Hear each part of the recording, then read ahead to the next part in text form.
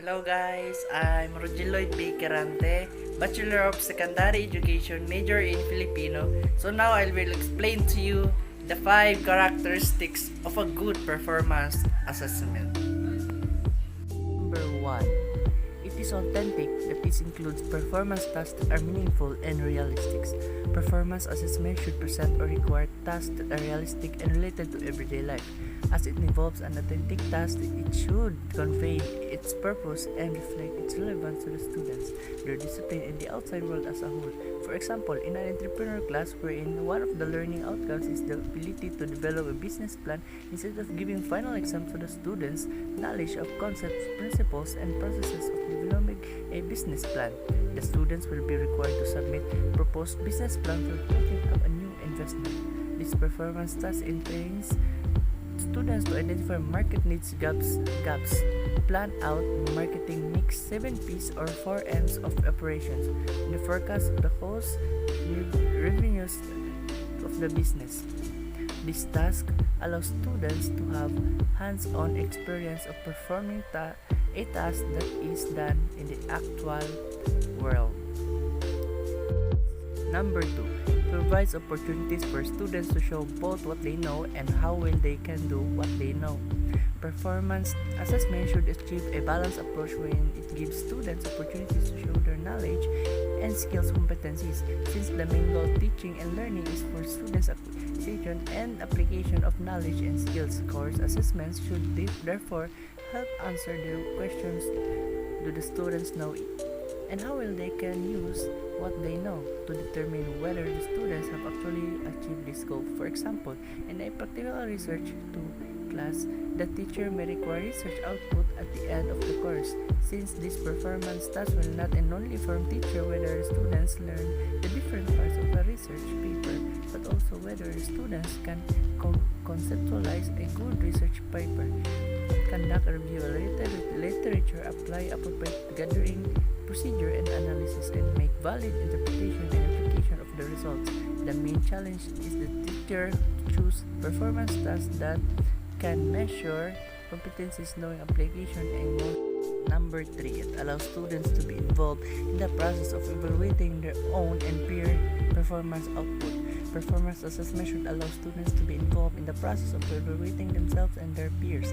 It should give students the opportunity for self-reflection or self-assessment, as well as to be involved in evaluating their classmates' performance. Self-assessments allow students to make judgment about their learning process and products of learning, tracks their progress, and identify the areas where the focus on improving on.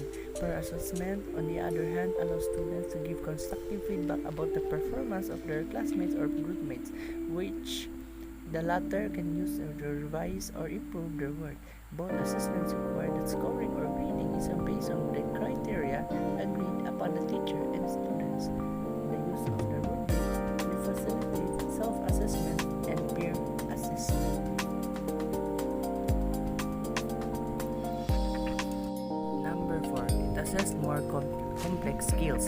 Unlike traditional tests that usually assess a single skill and require simple tasks such as remembering or recalling of concepts, performance assessment usually tap higher order cognitive skills to apply knowledge to realistic and meaningful problems, such as performance assessment allows students to engage in more challenging activities to reveal various skills such as planning and decision-making, problem-solving skills, critical thinking, communication, and creative skills, among others.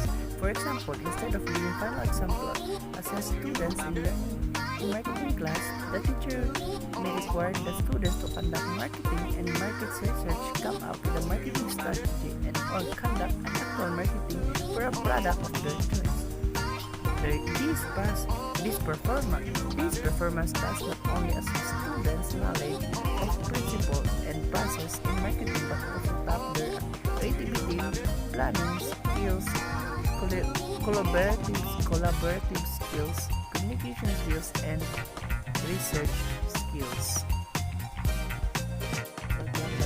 Explain the task, required elements, and scoring criteria to the students before the start of the activity and the assessment. At the start of the class, it is important that the requirements of the subject are presented and explained to the students. This includes required tasks, activities, or projects, respectively quality and level performance or output. The be included for the assessment. In the rubrics ideally, students should be involved in the full assessment process from the very onset by providing them assessment options, getting them involved in the discussions and decision making on the performance standards and criteria, allowing them opportunity to give feedback on the teacher-made rubrics and to revise them, and training them on how to apply rubric for self and peer assessment. That's all. Thank you for listening and thank you for watching. Goodbye, guys.